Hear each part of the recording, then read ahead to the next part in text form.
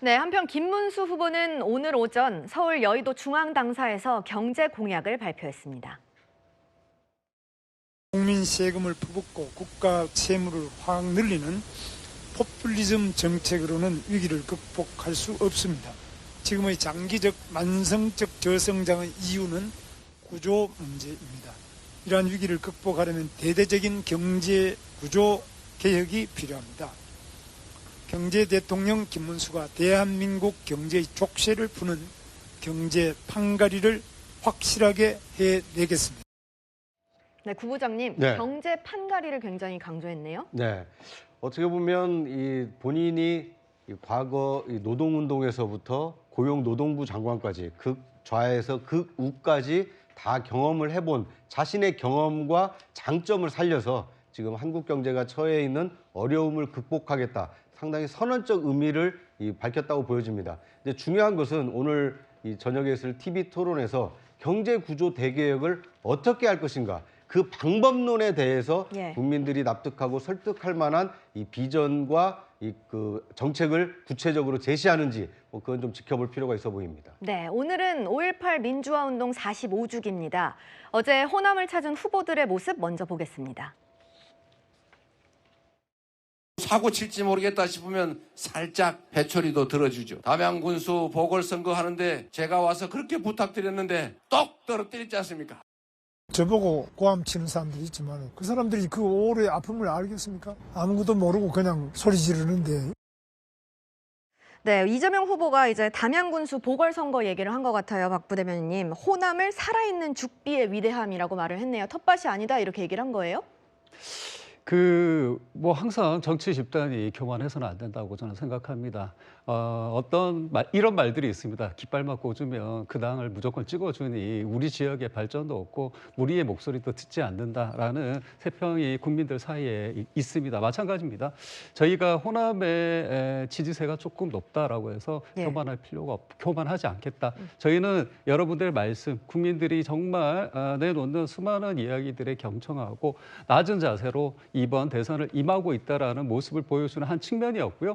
이번 12.3 불법 계엄 사태 이후에 윤석열 파면까지 이르는 이 관통하는 정신 속에 5.18 민주화 운동이 있고 그 속에 호남의 정신이 있다고 저는 생각합니다. 이순신 장군이 이렇게 얘기를 했습니다. 호남이 없었으면 국가가 없었을 것이다. 당시에 극렬하게 외세와 싸울 때 나서서 호국의 정신으로 나섰던 국민들의 마음을 대변하는 말이 아니었나라는 생각이 듭니다. 그 측면에서 저희는 경험한 자세로 경청하겠다. 라는 말씀을 드린 것입니다. 네, 그런가 하면 김문수 후보는 5.18 당시 전남대 총학생회장이던 박관영 열사 묘를 참배하면서 눈물을 보였습니다. 강 대변인님, 이 눈물의 의미를 어떻게 풀이하세요? 일단 김문수 후보 같은 경우에는요, 86년 직선제개헌 때 투쟁을 하면서 투옥이 됐었습니다.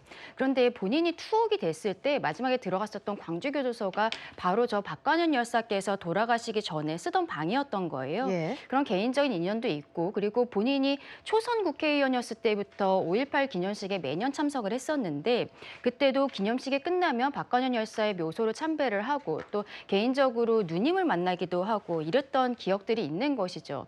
어제 그리고 오늘 결과적으로는 5.18 행사 주최 측에서 참가를 숙고해달라라는 의견이 왔기 때문에 거기에 대한 존중의 의미, 그리고 요즘에 워낙 선거가 또 뜨거워지고 있기 때문에 그 기념식에는 참석을 하지 못했습니다만 어쨌든 본인이 가지고 왔었던 지금까지의 삶의 궤적 이런 것들을 보았을 때는 5.18 정신에 더 맞는 것은 이재명 후보보다 김문수 후보가 더 맞지 않느냐라고 생각합니다. 예, 김문수 후보는 5.18 민주묘지를 찾아서 부패와 독재를 막는 게 5월 정신이다라고 하면서 간접적으로 이재명 후보를 비판하기도 했는데 바로 그 내용이 본인을 재판한 대법원장을 청문회에 세우겠다는 게 5월 정신이냐 이렇게 반박하기도 했습니다. 그래서 여쭤보고 싶은데요.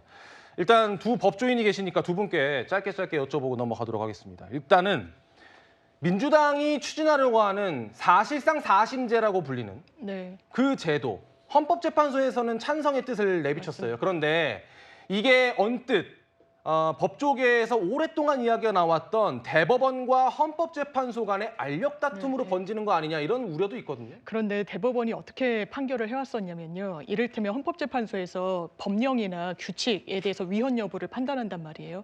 그래서 위헌이라고 판단을 내렸음에도 불구하고 우린 그거 모르겠고 그냥 그 법령으로 판단한다.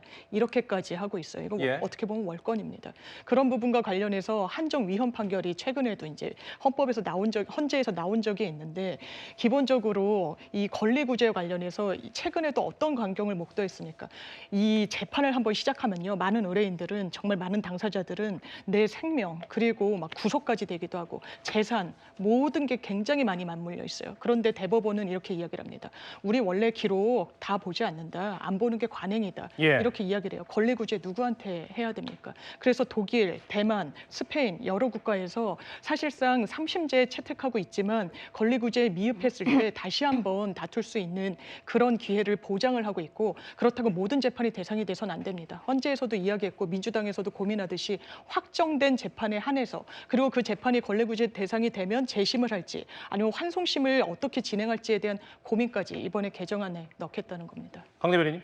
이번에 법원행정처장이 국회에 와서도 이렇게 실질적으로 4심제로 하겠다라는 것은 위헌 가능성이 높다라고 말을 한 바가 있습니다.